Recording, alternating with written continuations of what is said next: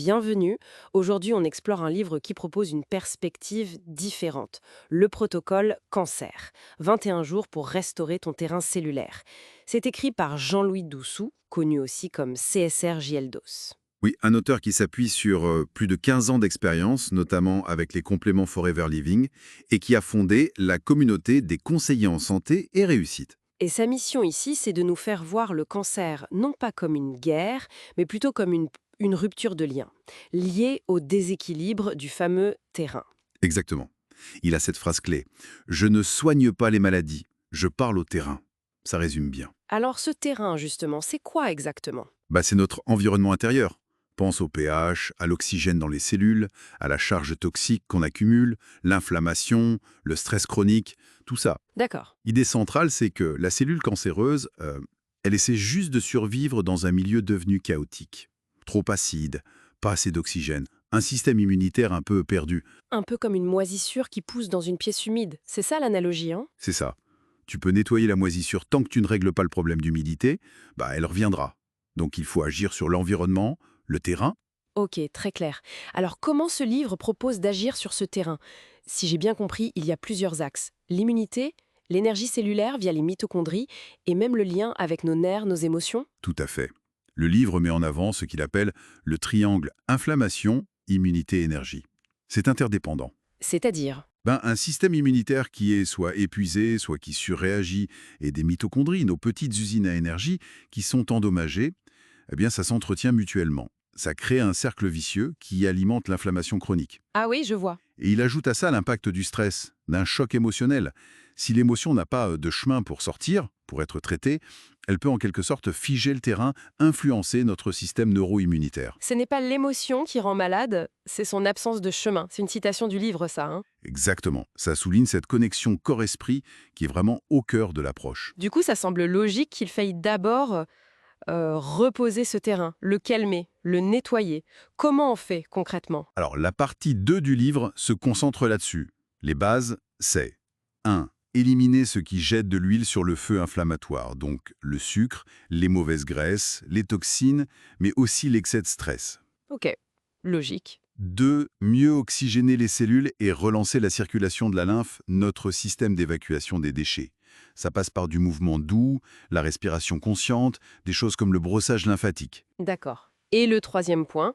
Rétablir la paix nerveuse. Ça veut dire soutenir notre nerf vague qui commande le calme et la digestion. Et bien sûr, assurer un repos profond, un bon sommeil. Une fois qu'on a préparé ce terrain, qu'on l'a apaisé, vient l'étape de nourrir le corps qui se bat sans guerre. C'est l'expression utilisée, je crois. C'est ça, la partie 3. Là, on entre dans la micronutrition, l'alimentation spécifique et un mouvement adapté. Et c'est là qu'interviennent les compléments alimentaires, notamment ceux de Forever Living, que l'auteur connaît bien. Oui, il met l'accent sur des micronutriments clés. Vitamine C, D, B12, zinc, sélénium, les oméga 3, la CoQ10 pour l'énergie. Et il suggère des produits spécifiques de Forever comme l'aloe vera gel, le Daily pour les vitamines, Arctic Sea pour les oméga, Immublend pour l'immunité, Super Greens, Move pour les articulations, etc. Dans quel but? Soutenir différentes fonctions, j'imagine. Exactement. Anti-inflammation, production d'énergie, soutien immunitaire, équilibre nerveux, c'est une approche synergique. L'alimentation, elle, doit être cellulaire vivante. Beaucoup de végétaux, colorés, hydratantes, alcalinisantes et surtout hypotoxiques. Le mouvement reste doux pour oxygéner sans épuiser. Et tout ça s'articule autour d'un programme, un protocole de 21 jours. Oui, c'est la partie 4. C'est structuré en phases pour un reset progressif. Jour 1 à 3, on allège, on oxygène, avec souvent l'aloe vera et des tisanes comme l'herbalti de Forever. D'accord. Jour 4 à 7, on détend, on aide les organes d'élimination, les émonctoires. Jour 8 à 14, on nourrit plus en profondeur, on reminéralise. Et jour 15 à 21, on stabilise, on intègre.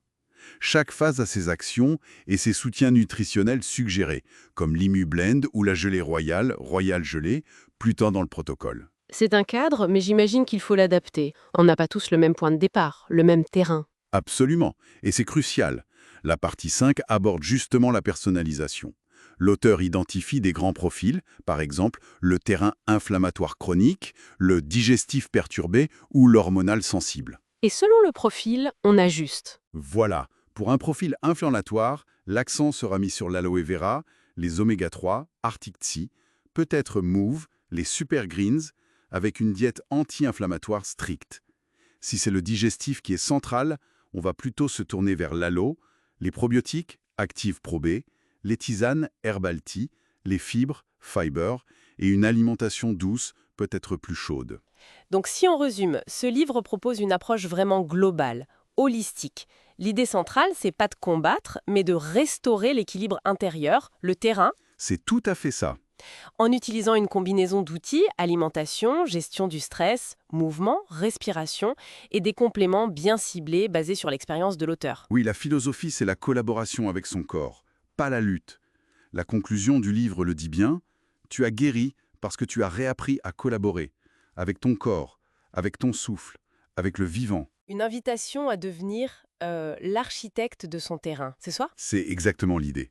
Reprendre une forme de pouvoir sur son environnement intérieur, en l'écoutant et en agissant en conscience. C'est une exploration fascinante, une perspective qui invite à la responsabilité et à l'écoute de soi. Et pour laisser nos auditeurs avec une pensée, au-delà même des protocoles, quelle place est-ce qu'on pourrait donner, chacun, chaque jour, à cette écoute profonde de notre propre terrain, de cet écosystème intérieur unique, pour cultiver notre vitalité?